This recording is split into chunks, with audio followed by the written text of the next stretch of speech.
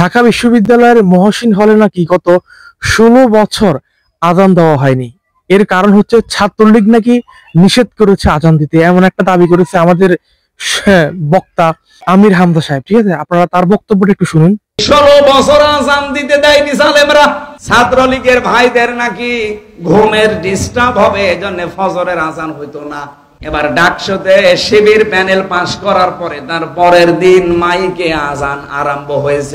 16 বছর আজান বন্ধ ছিল।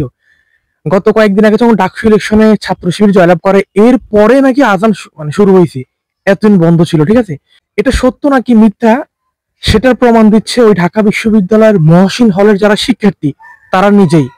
আপনারা আরেকটা ভিডিওতে দেখেন যে তারা কি বলে। ওই হলের শিক্ষার্থীরা তাদের নিজের মুখে শুনুন যে তারা কি বলতেছে।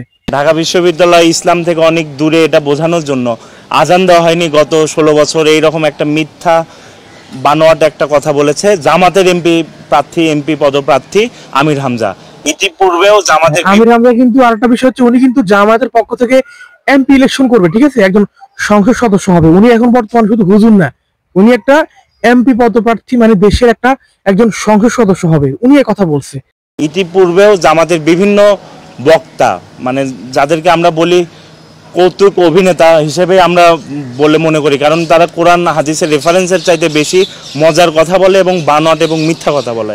এবং তারা কিন্তু দেখা যাচ্ছে পর্যায়ক্রমে সামনের যে শীতের মৌসুম, আমরা আশঙ্কা প্রকাশ করছি এই শীতের মৌসুমে তারা হয়তো বা এইরকম মিথ্যা তথ্য দিয়ে সারা দেশে সয়লাভ করে দিবে। এবং আমরা এর সাথে যেহেতু ঢাকা বিশ্ববিদ্যালয়কে তারা প্রথমেই মৌসুমের শুরুতেই তারা ঢাকা বিশ্ববিদ্যালয়কে জড়ালো এবং আমাদের প্রিয় মহসিন হলকে জড়ালো, এজন্য আমরা এটার প্রতিবাদ জানাচ্ছি। তাকে অবশ্যই প্রকাশ্যে ক্ষমা চাইতে হবে, আর সে যদি ক্ষমা না চায় তাহলে আমরা পরবর্তী সিদ্ধান্ত হাজী মোহাম্মদ মহসিন হলের যারা শিক্ষার্থী রয়েছে তারা মিলে আমরা পরবর্তী সিদ্ধান্ত জানাবো। হাজী মোহাম্মদ মহসিন হলের একজন শিক্ষার্থী, মানে ওই হলে যে একজন শিক্ষার্থী আছে তার মুখে আপনারা শুনলেন যে এটা আসলে মিথ্যে এবং বানোয়াট একটি তথ্য। এখন কথা হচ্ছে, মানুষ যখন ওয়াজ করতে আসে বা যখন কোনো মঞ্চে উঠে অনেক কথা বলে, তো সেখানে হয়তো ভুলে একটা দুটা মিথ্যা কথা আসতেই পারে, বা সিবক টাং যাকে বলে। কিন্তু মানুষ স্পষ্ট এভাবে কিভাবে মিথ্যা কথা বলে আমার মানে মাথায় আসে না। এই আরেকজন আছে তারেক মনোয়ার সাহেব এবং এই যে আমির হামজা, এই দুজন বক্তা খুবই জঘন্য। মানে মন যা আসে, মুখে যা আসে তাই বলে ফেলে, এবং মানুষ কিন্তু এদেরকে আবার গ্রহণ করে। দেখবেন এদের মাহফিলে কিন্তু লক্ষ লক্ষ মানুষ, ওরে বাবারে, মানুষের ঢল, মানে থামানো যায় না।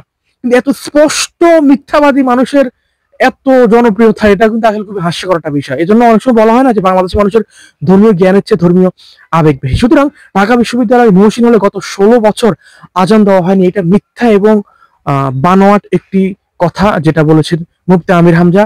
আমরা এই বক্তব্যের তীব্র নিন্দা এবং প্রতিবাদ জানাই, এবং আসলে ওনার প্রকাশ্যে এই বিষয়ে ক্ষমা চাওয়া উচিত। এবং বিশেষ করে উনি সামনে এমপি ইলেকশন করবে, উনি দেশের সংসদ সদস্য হবে এবং চাইলে উনি মন্ত্রী হতে পারে, ঠিক না? হবে। সুতরাং একজন এমপি মন্ত্রী যদি এভাবে একদম স্পষ্ট মিথ্যা কথা বলে ওপেনলি, তাহলে আমরা কি শিখবো সেখান থেকে, ঠিক না? এবং তারা কি ইসলাম কায়েম করবে বাংলাদেশে? তারা তো মিথ্যা কায়েম করবে বাংলাদেশে।